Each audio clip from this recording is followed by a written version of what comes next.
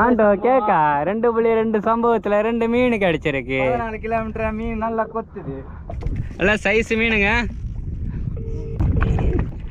ஆண்டக்கார கல்யாணம் மொய் வைக்கணும் இந்த மீன் வந்ததான் தலை. தலை ஆமாம் மானில் தான் இருக்கிறான், நீ கவலைப்படாத.